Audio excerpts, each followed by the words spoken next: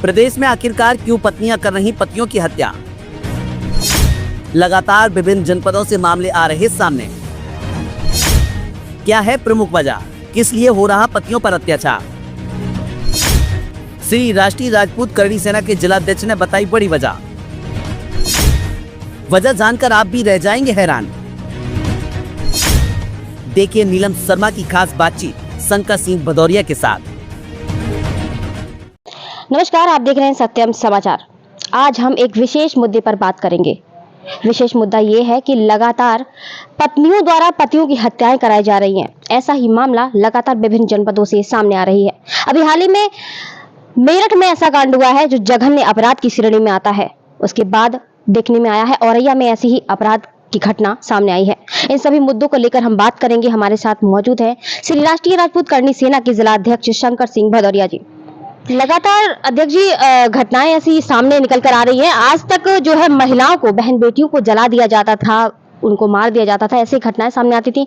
और आज जो है घटनाएं ऐसे निकल कर सामने आ रही कि पत्नियों द्वारा पतियों की हत्याएं कराई जा रही हैं। इन सब मुद्दों को लेकर आप क्या कहेंगे? सबसे पहले तो मैं ये कहना चाहूंगा कि अपराध तो अपराध होता है, चाहे वो पुरुष ने महिला के ऊपर किया हो और या महिला ने पुरुष के ऊपर किया हो।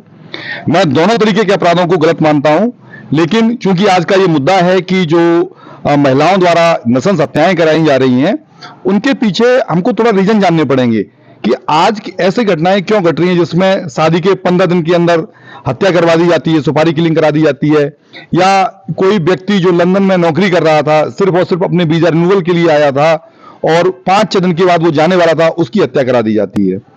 तो इसके पीछे हमको ये देखना पड़ेगा कि इसके पीछे 2 या 3 रीजन हैं। सबसे बड़ी चीज है कि मैं आपको बताना चाहूंगा कि अभी 151 कुंडीय गायत्री महायज्ञ का आज समापन था। तो समापन में जो टीम आई थी शांति कुंज से, उन्होंने भी इसके घटना का वर्णन करते हुए और संस्कारों की बात कही है।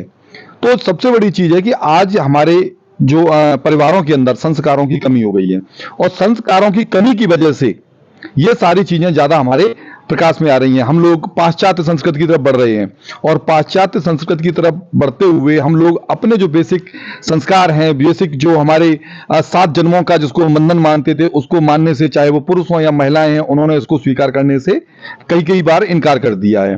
पहली घटना की बात करता हूं मैं, जो घटना मेरठ में घटी थी। मेरठ में घटी घटना कितनी कुत्सित हो सकती है कि जिसके ऊपर आपको मैं प्रकाश डालता हूं कि उसका बर्थडे था, सौरभ राजपूत का।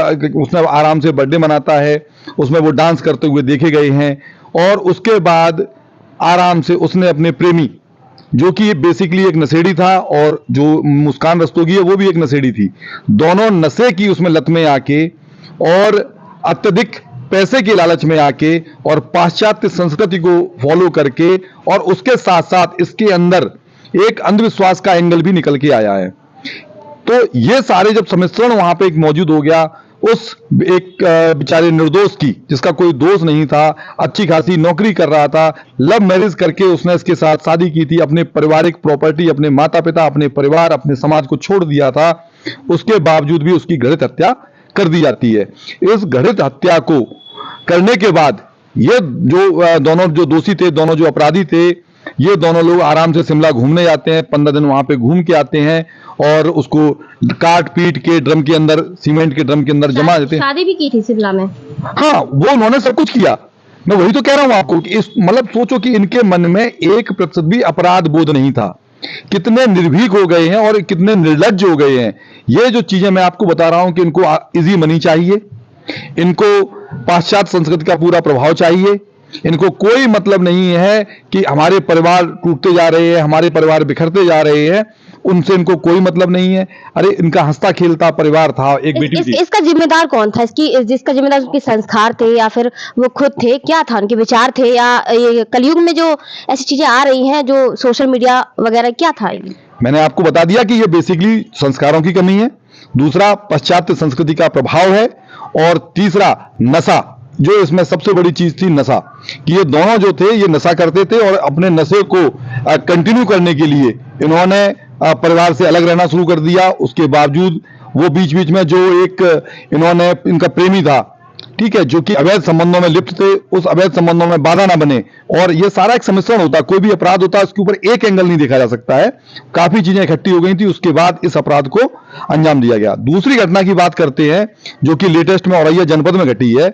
आप सोच सकते हैं कि 15 दिन की जस्ट शादी हुई हो और उस बंदे का जिसका कोई दोष ना हो, उस बंदे की हत्या जो मुंह दिखाई के पैसे मिले, उन मुंह दिखाई के पैसे से सुपारी देके उस निर्दोष बच्चे की हत्या कर दी गई है। मैं इस मामले में एक चीज और कहना चाहूंगा, मैं कि जो कि बेटियों के जो परिवार थे, माता पिता थे, दोनों जगह की बात कर रहा हूं मैं, उन दोनों लोगों ने अपनी बेटियों को कलंक बताया है। उन्होंने स्वयं आगे आके अपनी बेटियों के लिए फांसी की मांग की है। ये एक अच्छी बात है कि जो आज भी हमारे समाज में दिखाई दे रही है कि कम से कम जो उनके जो परिवार के लोग हैं वो तो इस कलंक से दूर हो गए। उन्होंने तो ये कहा है कि हमारे संस्कारों की कमी है और उन निर्दोषों को जो मारा गया है उसके लिए हमारी बेटियों को फांसी होनी चाहिए। एक बात और औरैया के मामले में निकलकर सामने आई है कि ये सुनने में आया है कि लड़की के जो माँ बाप थे उनको ये पता था कि लड़की के प्रेम प्रसंग जो है चल रहे हैं, ये पता था, उसके बावजूद भी उन्होंने शादी करा दी। तो इसके जिम्मेदार आप किसको मानते हैं? देखिए, अभी तक जो बात आप कह रही हो, हर चीज के दो एंगल होते हैं। जो हमारे पास जो एंगल है उसके अंदर लड़की के जो माँ बाप हैं, उनके जो भाई है, उन्होंने इस बात से बिल्कुल स्पष्ट रूप से इनकार किया है कि उनको कोई बात पता थी।